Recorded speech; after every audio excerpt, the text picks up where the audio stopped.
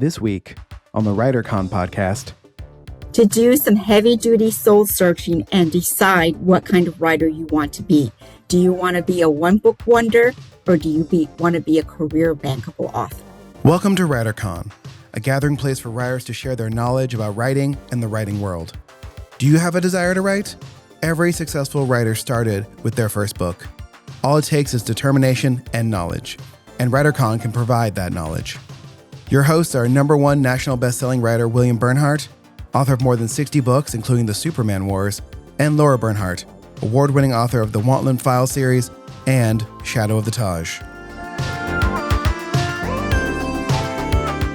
Thank you, Jesse Ulrich. Hey there, writers. Thanks for joining us today. We are in the month preceding WriterCon, the annual conference in Oklahoma City, Labor Day weekend, September 4th through 7th. There is still time to register and make plans to join us, and I hope you will.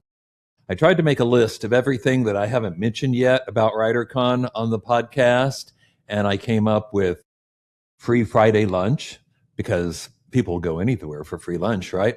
And Pitchapalooza, which is brand new this year. We're still doing the traditional pitching as well, but trying something new out. WriterCon Jeopardy. Okay, we do that every year, but that's my thing. Manuscript reviews, private consultations. I don't know, Lara, what would be on your list? Or discuss those. You have 30 seconds. Go. 30 seconds. Okay. I believe on the list of new things, did we mention already that we're going to try Singo? That sounds super fun. If I mentioned it, it was probably just to tell everyone that our own Jesse Ulrich will be DJing for this event. So, what else are you going to do? Come on, have some fun. Yeah. It's vaguely book related, but mostly it's just fun. It's like bingo, but more musical and more fun because Jesse's DJing. Yeah, come see how we're going to put this together on the fly. So we're going to see how it goes. It's going to be great. Not on the fly exactly, but for the first time. That's true, yeah. So usually a few things to be worked out. What else were you going to say, Lara? I think we're doing karaoke again, aren't we? We are doing karaoke again. Mm-hmm. Last year, we invited people to pick you and I's duet number, but I don't remember that anybody did, so I guess there's still a shot. I guess. Well, if you comment below. Below. Let us know what you think that we should do. We always duet every year, and we're already starting to eye some options, and I need time to coordinate my outfit with that. So if you really want to see us perform something, you better start suggesting it now. Jesse? I don't think we normally see you at karaoke, do we? Have you and or Michelle ever come? You've seen me. You have not seen Michelle. Okay. I did come that one. Remember, I made a group of friends that night. Yes. Yeah. I met a group of friends during karaoke at a table, and we were just like, we should do a song together. 15 minutes later, we did. Never seen any of those people again. And it was girls just want to have fun. It was, yeah. I remember that. That was fun. That was so super you may see fun. me. We were lit that night. That night was so fun. There was an energy in that in an particular emotional way. Yeah. See, we have fun at WriterCon. We do. So and much we fun. learn stuff too. Did you want to talk about what people could learn about? I got carried away with all the fun stuff. Schedule is on the website, but let me just give you the short. And in about not very much time, we'll be inviting people into the into the app so they can see the schedule for themselves. In fact, that might be happening about the time this goes out. Anyway, they can see, but assume that whatever you wanted talked about will be talked about, because I think it will be. We cover every aspect, every kind of writing, marketing, publisher, getting a publisher. There, as Lara knows, there was a moment, I don't know, a week or two or so, when I kind of slapped the table and said, wait, we don't have a songwriter. Now, to be fair, that's not usually what most people come to WriterCon for, but I want to cover everything. So, by gosh, Lara suggested a songwriter, right? And they're coming. Yes, they are. Nathan's and to all coming. the gamers out there who are listening, who really want to get involved in writing for games, this is the place to be. Bill has even made sure that we are going to cover writing for games this year. Yes, I'm really let's excited go. about And comic books, which probably won't and surprise comic you books. Oh, since I've been about talking that. about Superman wars all year long. Literally everything this year. So take this opportunity to jump your career to the next level. All right. Can I just say one more thing?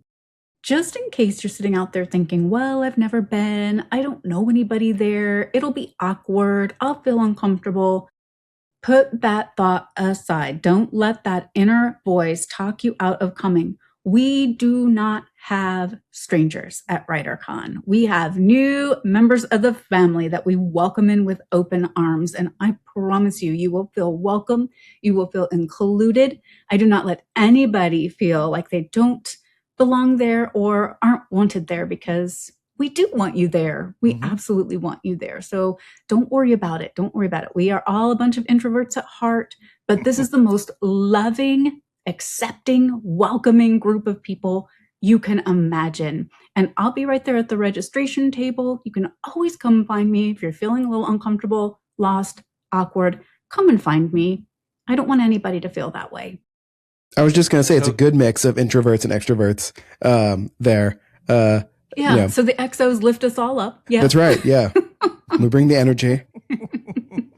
So there you have it. Everything she said is true, although the hugging is optional. But I always encourage people to make friends, because now I am backing into my book. But you know what my pitch is. Don't let what happened to Jerry Siegel happen to you. Get the information you need to protect yourself and make the most of the publishing and writing opportunities that are out there now. Absolutely. And I have badge ribbons for people who don't want to hug and don't want to shake hands. So you can go ahead and let people know that you'd prefer not to. And we will respect that She has ribbons for everything. I did. I kind of went a little crazy on the ribbons this year. So if nothing else, you got to come to WriterCon to see the ribbons, right? It's going to be fun. Right. We're going to have so much fun. Today, for a change of pace, we're going to interview not a writer, but someone who has worked as both an agent and an editor now for Kensington. She's coming to WriterCon, and that's Leticia Gomez. As I said, she was the founder and principal agent of the very successful Savvy Literary Services. Now she's focusing on being editor-at-large for Dafina Books, which is an imprint of Kensington Publishing, which I bet you've heard about or seen on the spine of a book before. She has helped her clients secure deals with the largest publishers in the world as an agent, and now as a publisher, she's seeing several of her projects successfully optioned for TV and film adaptation. So we will talk to her about all that and more. But first, the news.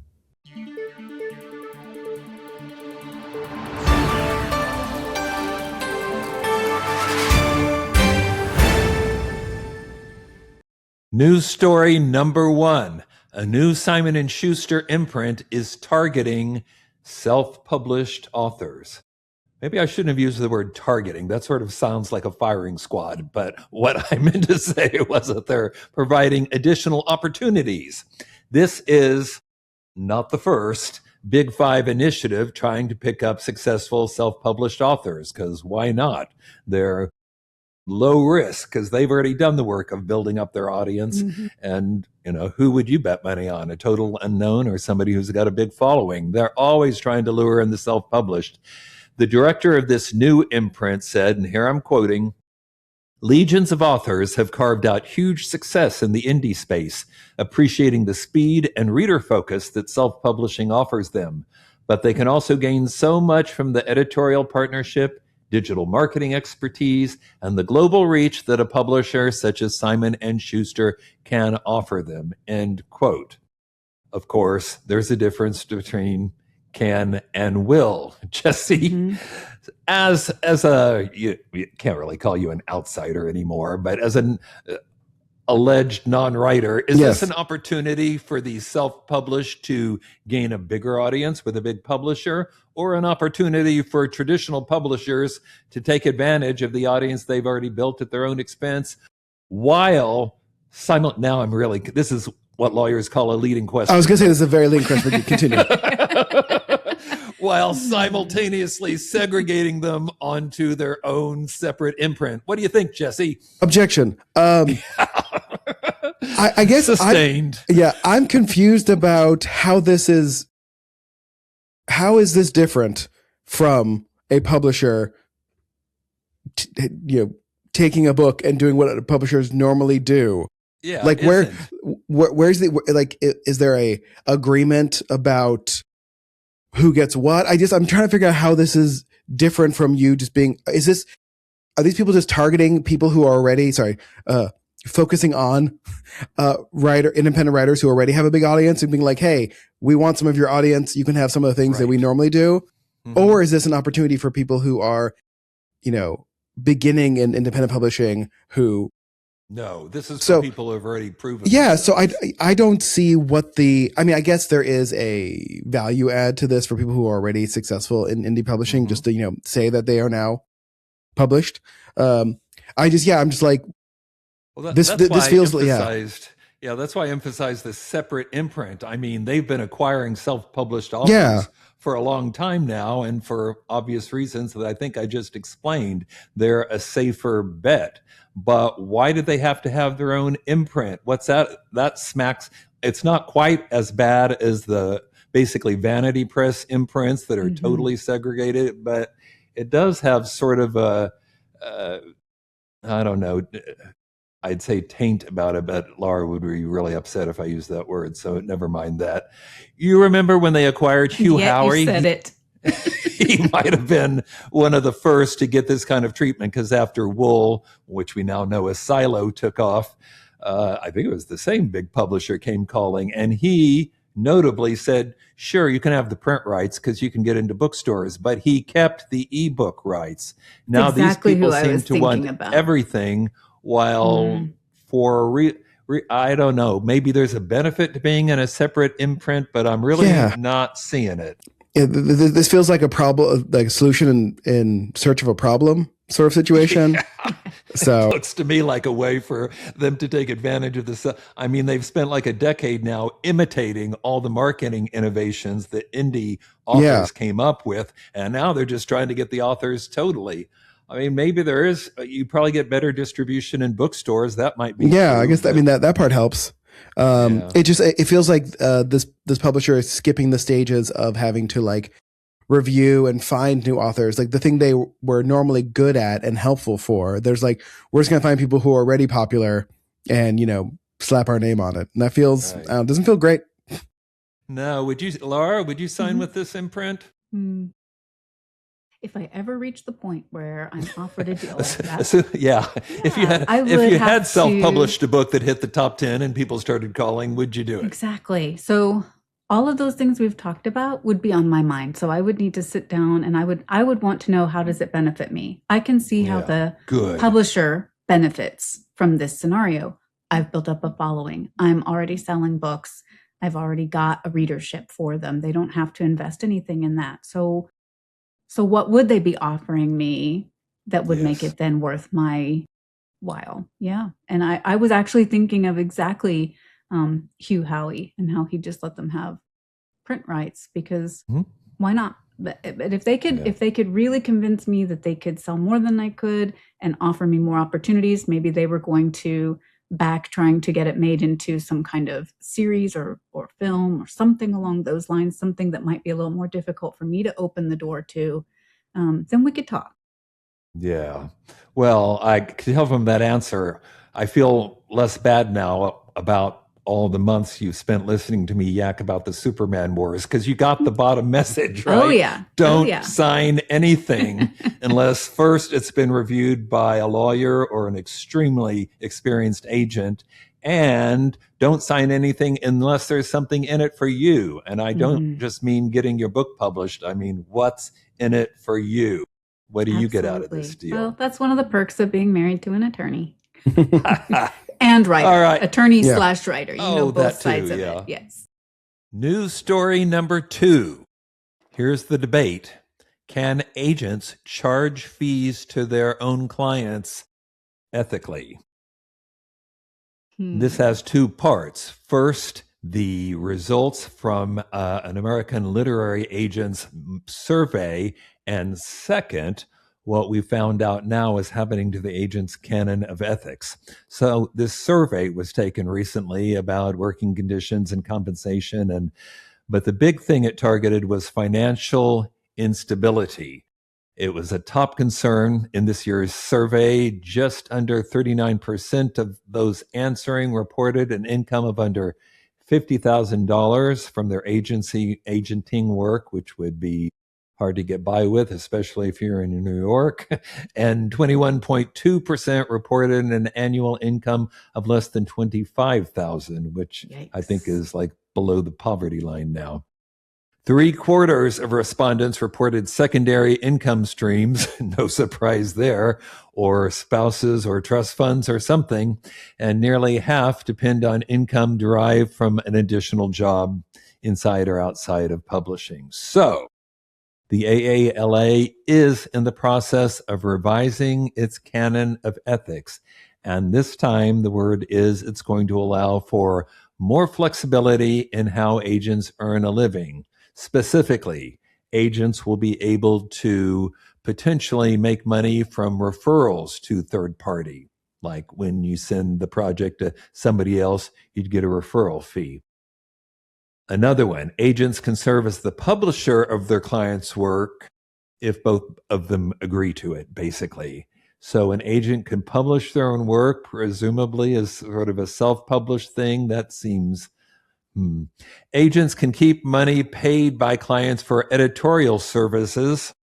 Some agents do read their clients' work, and some even edit it, but I don't think they normally charge for it. Now they're going to be able to. The downside there, of course, is that somebody could charge for editing your fee and then not take you on as a client. But I won't editorialize anymore. Agents can offer paid services for clients, and agents can offer any kind of paid service to non-clients.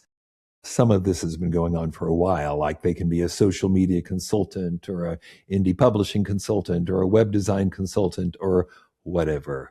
Okay, Jesse, we're going to boil all this down. So they can't exactly charge for representation, exactly, but they can charge for services that are very representation adjacent. How does this look to you?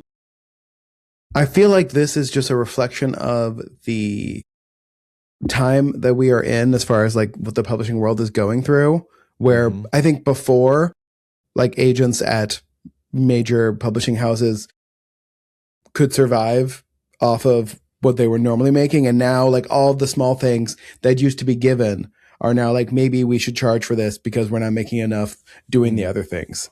It doesn't feel great when you read it, but also as someone who is a contractor themselves, I'm like, some of this makes sense where there are things you would give a client for free when the economy is good, and then things you would charge for when the economy is not so good. So, but it does feel, it feels like it's just another complication on top of the relationship you have to build with your agent ahead of time, and another opportunity for people to take advantage of other people. Lara, thoughts? Yeah. What do you think of an agent who sent you an invoice for a line edit? Or Well, if I had gone into that relationship with awareness, obviously not if it got sprung on me. And also, is that a condition to being taken on as a client? What if they're just doing some editing on the side? Agents are very savvy about what's selling, what publishers are looking for. If they can bring that expertise to a manuscript and say, hey, I'm available for an edit for this amount of money, I can bring this expertise to your project and help you out, I think that's completely fine. But if it was, again, it would feel more like charging a potential client if they say, if you want me to read that, you're going to have to pay me this reading fee. And we've really warned against that in the past. And so that starts to set off for me some kind of an alarm bell. But maybe we're just, I don't know, maybe that's where we're moving and we're going to have to get used to it. I don't know. Yeah, I'm worried that all my thoughts on this are just a sign of age, but Yeah. you know how I feel about publishers who want to charge a fee for one reason or another up front. Exactly. I tell our students to run. That's not what a real publisher does. And similarly, this feels like something not a real publisher does. I think there have been agencies that charged for edits or even for giving opinions on manuscripts, but that's probably wasn't in the code of ethics, and this is going to be. Yeah. I don't know. If it's just a reading fee, but I don't want people to starve to death either. Right. Yeah.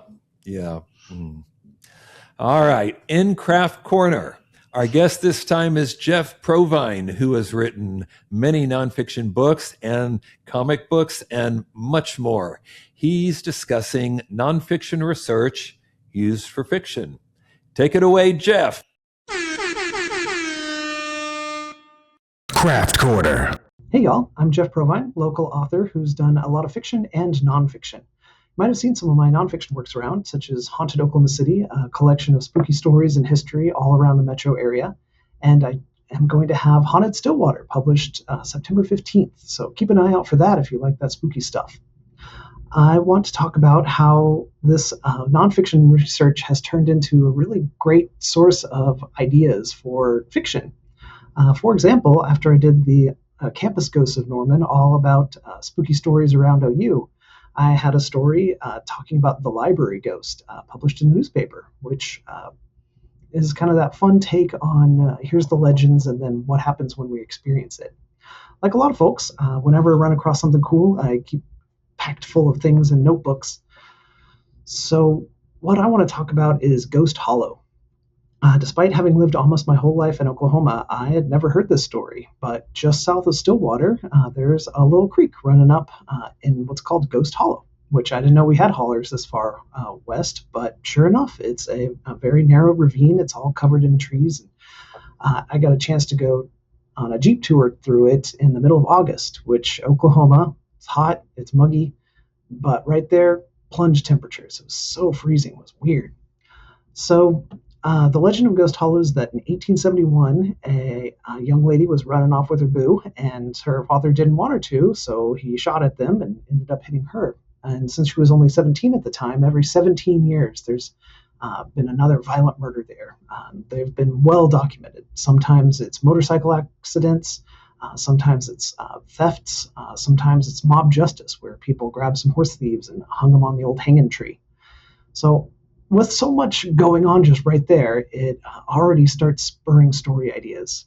These could obviously be like some Stephen King horror type, right? It's just this isolated location where all kinds of bad things happen over and over again, just those bad places he talks about. Or you could take a little bit lighter with a supernatural mystery. You see the woman who's said to be there walking all glowing in white, wearing a burial ground, going across the river before she disappears. And it could be the characters are trying to figure out who is this person and how can we lay her to rest. Or as part of your world building, it could just be a corner of your urban fantasy where people get out of the town and into something a little amiss that seems natural on the surface, but as they get closer, they see the lights floating over the streams, or they hear the calls of familiar voices out in the wilderness that draw them into the trees and then never to be seen again. So all these different things could fit within whatever story you're trying to make. So keep your eyes open and keep your ears open, and you never know what's out there that you can find, and you never know what story it's going to end up in.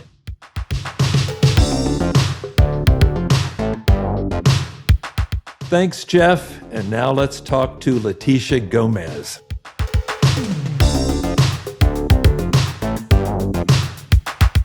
Letitia Gomez, welcome to the podcast. Hi, thank you for having me today. Oh, our pleasure. Okay, traditional first question. If you could offer writers one piece of advice, what would it be? To do some heavy-duty soul searching and decide what kind of writer you want to be. Do you want to be a one-book wonder, or do you want to be a career bankable author? Now, I would assume most people want to be a career bankable author. So what are you trying to inspire people with there? Or are you trying to send a message? The message is that if you want to be a career bankable author, you're in for the long haul. And so, you're not just happy with taking one advance and going to the bank with it, that you really do want to make a career of writing fiction or nonfiction, whatever it is. Do you really get a lot of people who say, I just want to write one book. I just want to have a book with my name on the spine on the coffee table? I mean, I would assume everybody wants a career. I feel that every person has at least one book in them, right? I really do. I think that most authors want to write more than one book, right? But if they don't play their cards right, and I'm talking about not creativity-wise, but business-wise, that they can become one-book wonders if they, it's not their intention. If you don't follow up, yeah. But that's what happens sometimes. Yeah, I've seen that too. So let's turn back the pages a little bit. When did you, or how did you first get interested in books? Wow. Okay. Well, I have always been interested in the written word. Growing up, the first book I read was the Bible, which is the best collection of short stories I've ever read. So I've been a very early reader. And my interest, not just in books, but in publishing, really started back in the early 90s. I actually have worked in different facets of publishing. So in the early 90s, I started my publishing career as a newspaper publisher. That was back in the early days before, when the internet was new, social media wasn't really existent. It was just good old-fashioned journalism, telling stories the good old-fashioned way. And so that's how I first got interested in publishing. Then I moved on to doing magazine writing work. And then I decided to write a novel while I was pregnant with my first child. Yeah. I felt strongly that I just didn't. Yeah, well, I wanted to produce life inside and life on the page. Right. And so I wrote a book, and that was, that was the first experience that I had as an author, as a writer. And I ended up selling that book on my own to a publisher. Good on you. And then I had, I had two children, and I wanted to have the luxury of being able to stay home and raise them myself. And so I started a literary agency back in 2007. And now you're working both as an editor for a major publishing house and as an agent. Does that, which came first? Did the publishing job come first? No, it was the agent job. Right. Agenting, yeah, it was added. Wow. Yes. I wouldn't guess that. So yeah, but my story, I kind of have a full circle story where, I wrote my first novel. And then I didn't have an agent at the time. And one day I came across an ad from a New York publisher that was advertising the launch of a new book imprint. It was a book imprint of that was going to publish romance novels written by Latina women for Latina women. And so it was an open call for submissions. So I wrote my novel and I said, look, I've got nothing else to lose. I'm going to send in my manuscript. I sent in my manuscript. About a month later, I received a call from the acquiring editor of this imprint and said, I got your novel. It's a solid novel. We'd like to make an offer to you. Do you have an agent? I said, no. Well, this publisher was willing to, to work with me, even though I didn't have an agent back in the early 2000s. And so my novel was published. Fast forward about 25 years later down the road, when I was ready to make the transition from being a literary agent to an acquisition editor, I saw another ad from the same publisher that published me 25 years ago, looking for an editorial director for their imprint. And guess who they hired? They hired that was me. meant to be, obviously. I think so. I think so. Does that is ever cool. create any like conflicts of interest because you're kind of wearing two different hats at different times? It does. It can and it does. Okay. So the reason that I had my dream job was to always be an acquisition editor. But back in the early 2000s, not too many publishers were open to hiring editors on a remote basis, right? It wasn't until after COVID that whole world opened up. And then, so my children grew up, they went to college. I did my job as a mom. And so I was ready to make that transition. And it's a transition that is made a lot in the business. You have acquisition editors who become literary agents and vice versa. It really takes the same skill set. I truly believe that a good literary agent can make a good acquisition editor, and a good acquisition editor can be a very good literary agent. So the roles are interchangeable. I was just ready to make that change. And so I did. I was hired, to run an imprint for Kensington. It's an imprint that is now 25 years old. And they knew that I was a literary agent coming in from the start. So, but what my specialty was championing the voices of color, or those voices that always had a hard time of finding representation. And so that was particularly the skill set that they were looking for. And so, but I had reached that fork in the road where I had spent 2 decades building my agency, because I started it back in 2007, probably the worst time to do it, because we were going through that terrible recession. Yeah. I was Texas based. I was not based in New York or in LA. Right. I had a lot of things against me. Mm-hmm. And so I felt conflicted, because although I did want to take on my dream job of being an acquisition editor, but I didn't want to lose my agency either. But I knew that I couldn't do both. So what I did is I asked my husband and my son if they would take over the financial duties of the agency, and then I hired a couple of agents to represent under my banner. I stepped away from it, so that to avoid any conflict of interest and to be able to excel in my role as editorial director, because that was monopolizing my whole time anyway. Yeah. So that's how I did it. That you had some family that was willing to kind of step up and assist with that. I love that. Right. Are you able to tell us about some of your success stories? Yeah, sure. Sure. Because I'd love to hear. Okay. All right. Well, I'll start off with the acquisition editor side, right?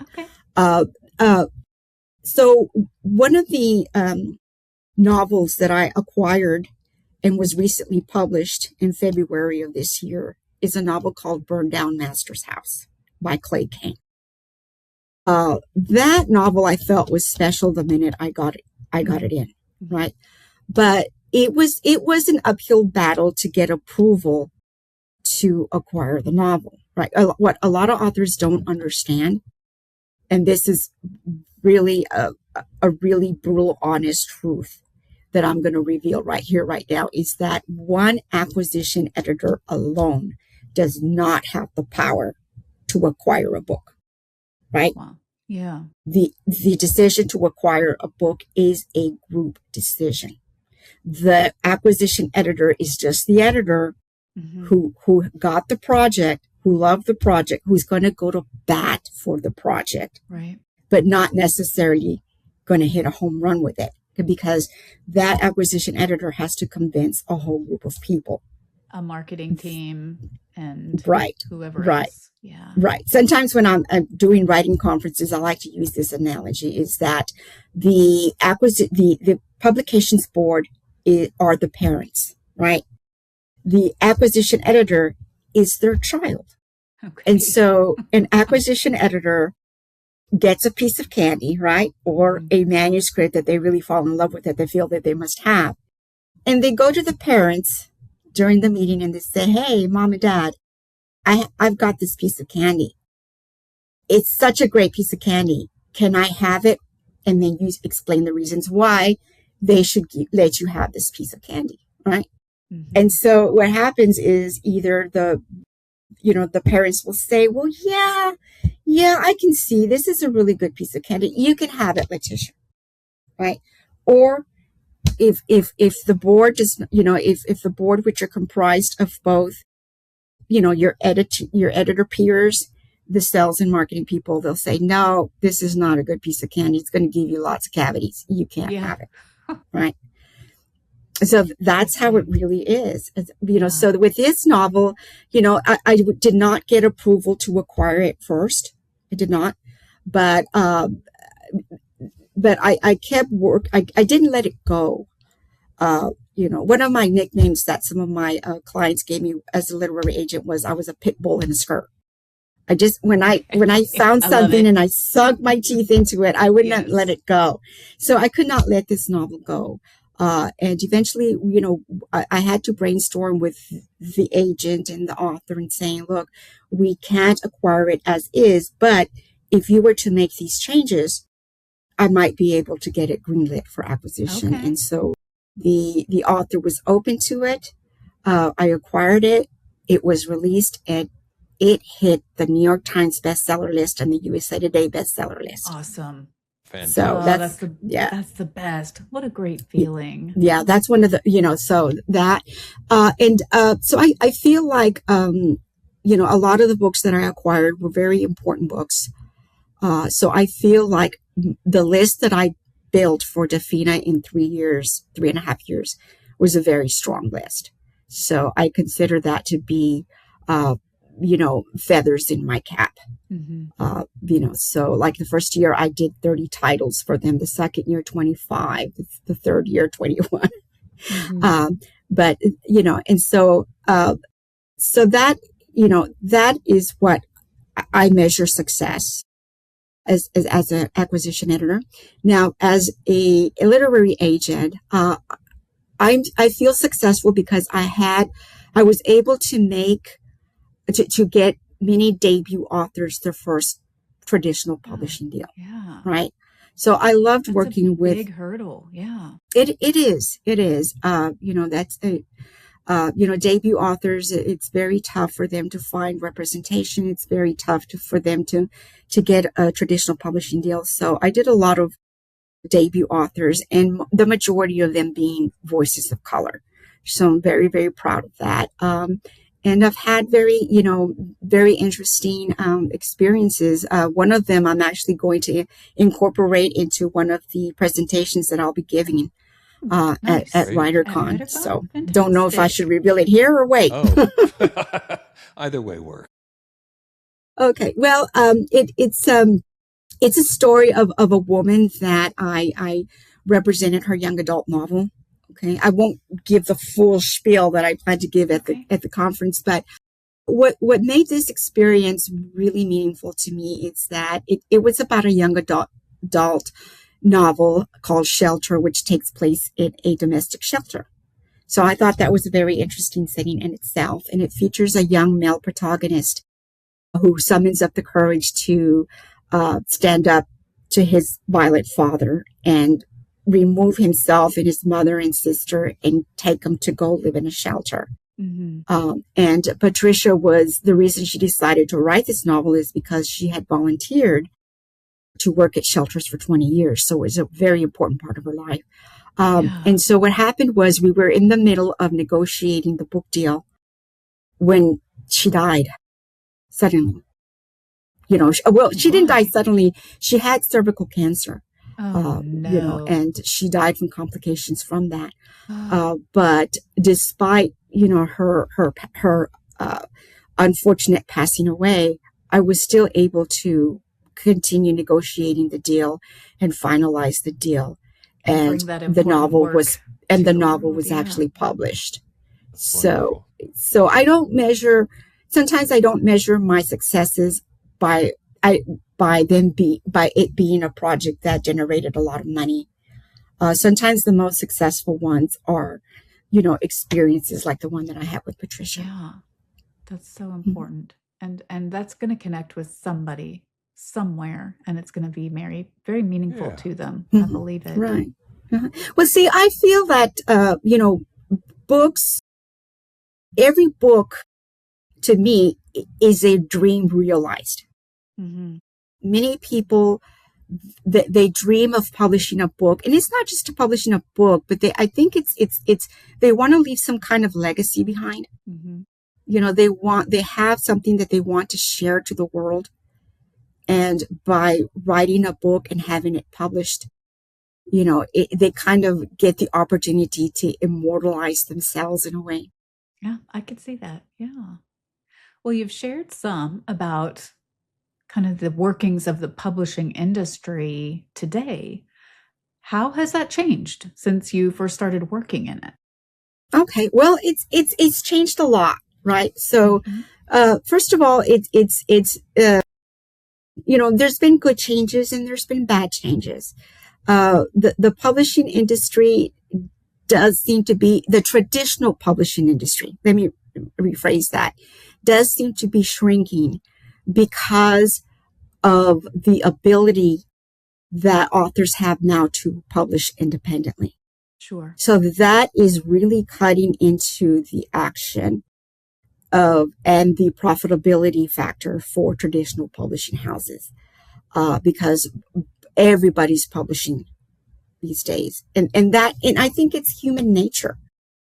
People have something to say, whether it's verbally or in written form.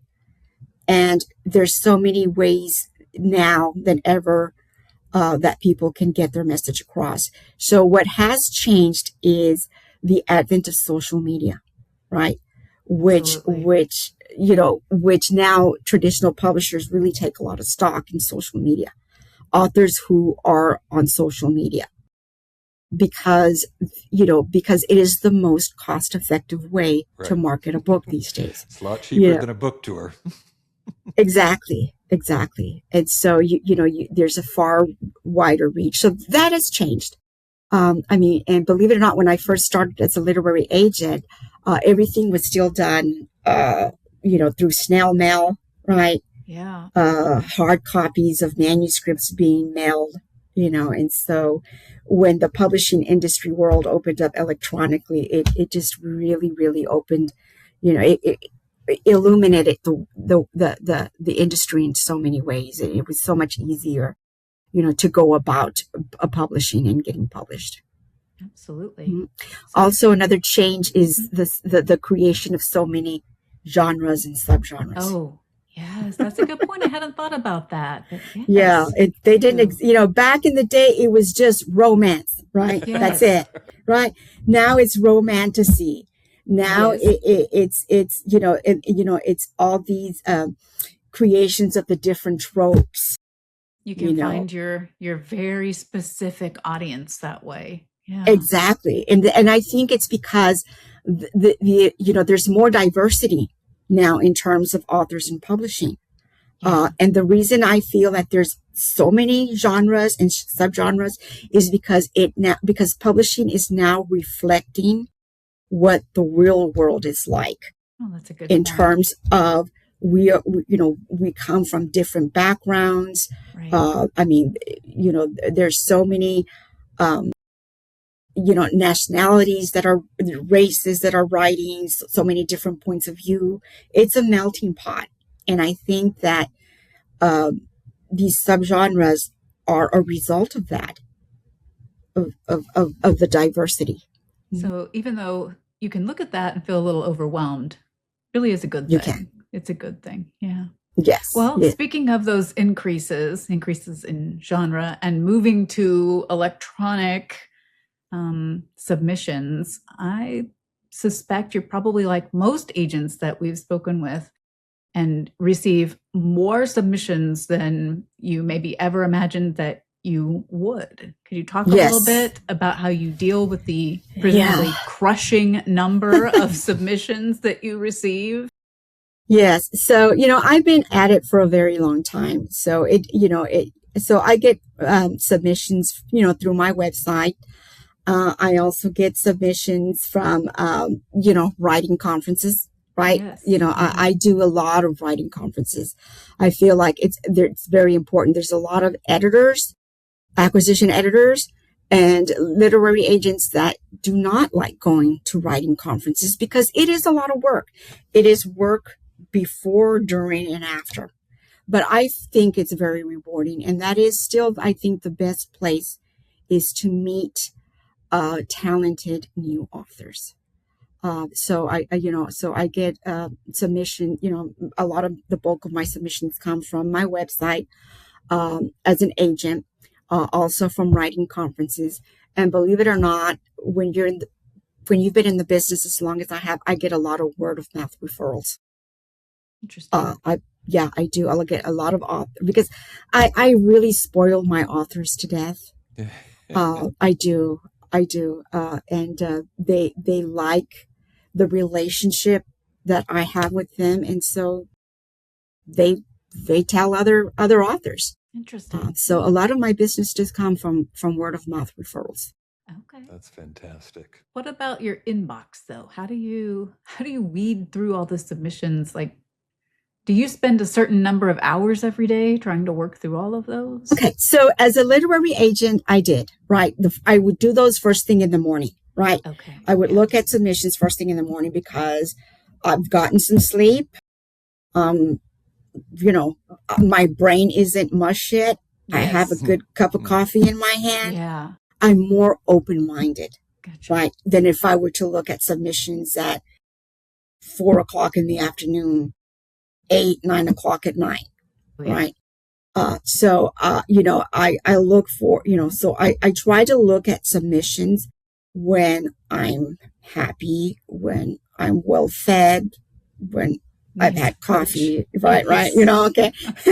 because, and so, and you do have to make snap decisions about, which ones you want to give more time to and which ones you want to pass on right away, right? I do feel it is important to try to answer every submission, whether you're answering positively and negatively, because I'll tell you what, it takes real courage to put your work out there. Yeah, you're right. And I think that courage should be rewarded with kindness, not with brutality, not with saying your work sucks. You've got to be nice to people. Sure. You really do. Authors can be very sensitive. And so, No evidence. Yeah. But no, it's, as a literary agent, it is, that is probably the most important part of the job is looking for new authors to represent. So it is a balancing act, right? But then you also have to take care of the authors that you do have. Right. So you don't want to be taking in new authors while your authors are slipping out the back door.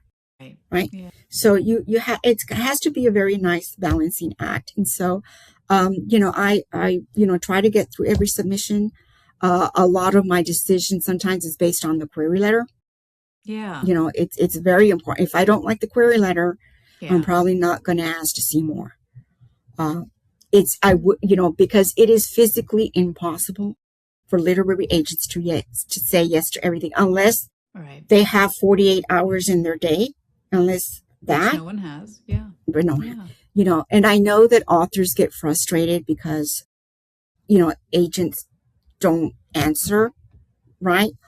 But really all the agent is trying to do is be responsible. Because if we say yes to everybody, do you think everybody's going to get good representation? Yeah. No, definitely not. So sometimes the responsible thing to do as a literary agent is to say, look, I'm sorry, your work sounds interesting, but I just cannot pursue it at this time. Right. Now, as an acquisition editor, a lot of people have a misconception that all acquisition editors do is just acquire new books. That's just a very small part. It's in the name. Yes, it's in the name, Laura. But that's just a small portion of their responsibilities. Their responsibilities is to get every title on their list down an assembly line, down the editorial process on time. Really, the bulk of an acquisition editor's day is day-to-day project management. That's what it is. There's always some fire to put out. There's always a problem that needs to be solved. And so that's why most acquisition editors, they do their reading when? Not during your normal 9 to 5 hours. Yeah. They do it at night. Yeah. They do it on the weekends. Mm-hmm. They do it on their way to the airport while their Uber drives them around. Yeah. They have to carve out extra time to read new submissions. That's very interesting. Wow. You are really enlightening us. So then you also go to, so while you're driving to the airport in your Uber and reading new submissions on your way to conferences so that you can take some pitches. Yeah, let's talk about pitches. What do you think is the most successful approach to pitching? So while you're doing all of that, what's your hope when you arrive? What are you hoping that someone will bring to you and how they will bring it to you? Okay. Well, I hope to find something truly unique that hasn't been done to death before, from an author who has a strong work ethic, who has a sense of humor. Because in this business, oh my God, you really need the comic relief sometimes. Oh, absolutely. But I'm not really, I'm looking, pitches I think should always just be a casual conversation. I love that. Just having a memorable conversation with someone. Yeah. I mean, isn't that how sometimes we have met our best friends in life? Yeah, you're right. We had a first great conversation, right? About a topic that was of interest to both of us, right? So, so authors just need to just get comfortable, when they're contemplating pitching. It's not, they're not being, interviewed for a job. I mean, well, they are being interviewed for the job of a published author, but not in it's not a committee Senate hearing meeting, right? Yeah. It's not, it's just a chance to have a meaningful conversation with a book publishing professional with experience about your work. Nice. And that means just being yourself. I've never met an author who was not an interesting person. Authors are interesting people. That's why they write. That's why they write. Not, yes, true. Not everybody. Usually very nice. Again, not everybody, but usually very nice. Right. So so at WriterCon, I'm just looking forward to meeting, very interesting authors who are also interesting human beings who have written something that they feel confident about, that they feel strongly about. That's what I'm looking forward to. That's what I always look for in pitches. It's just giving an author a chance in the world. Yeah. I think Specific we genres can deliver still? that.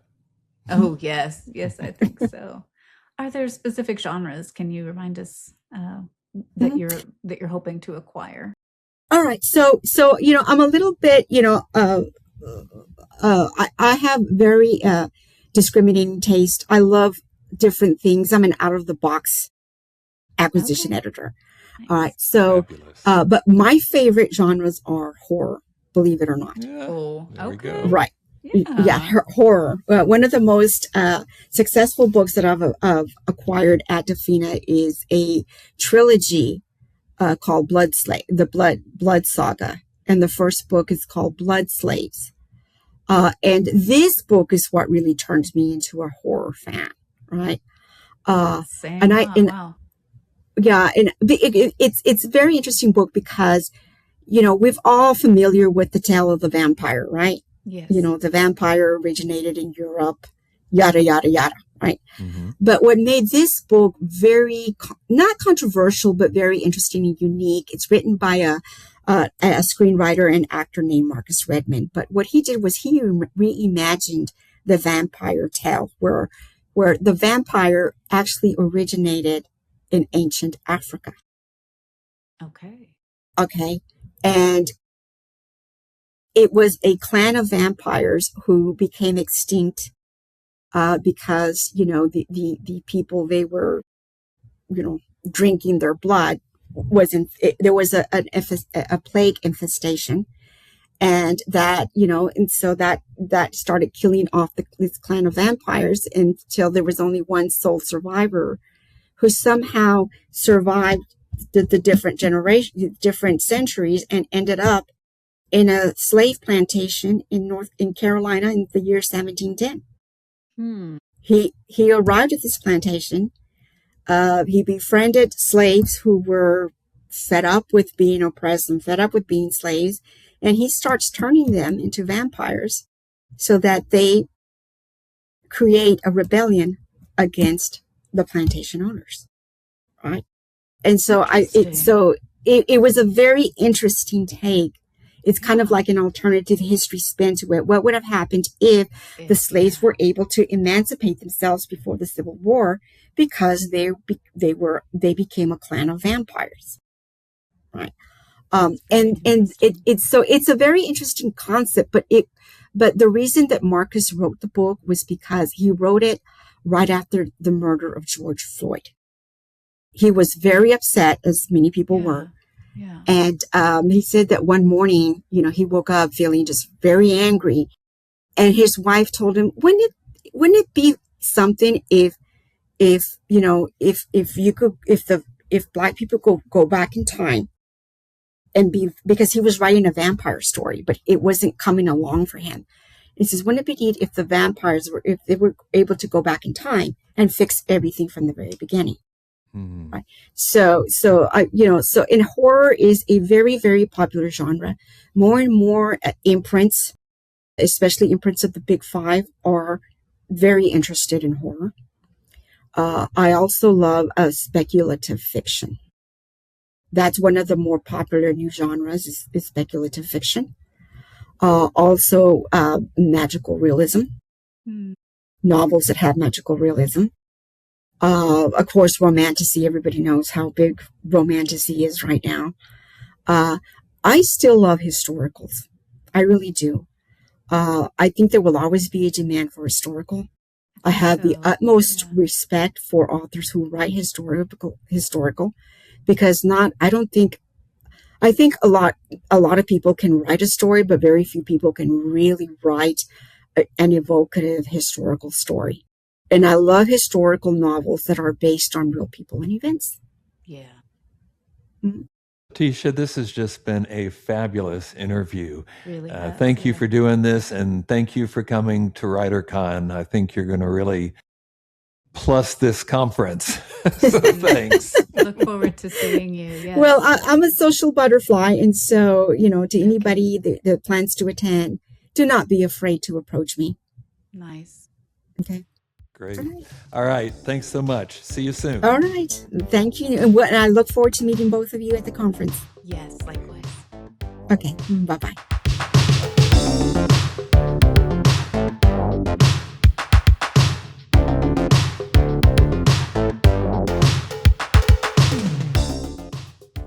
Just one last reminder, the last one of this podcast anyway. WriterCon is Labor Day weekend, September 4th through 7, Oklahoma City. Lara and I will be there, plus Jesse will be there, plus about 60 other writers, agents, publishers, and others in the publishing industry. And I really wish you'd be there too. So give some thought just for a moment or two about joining us for WriterCon. I think you'll be really glad that you did. Let me also remind you that WriterCon has its own newsletter, and you don't want to miss the next issue. We have wonderful articles written by various authors and agents in the WriterCon family on whatever the breaking issues are, and that is completely free. Go to Substack, search for WriterCon. Have a Facebook group too. And if you haven't joined yet, please think about doing. That's totally free, and I'll put a link in the show notes, okay? Until next time, keep writing. And remember, you cannot fail if you refuse to quit. See you next time.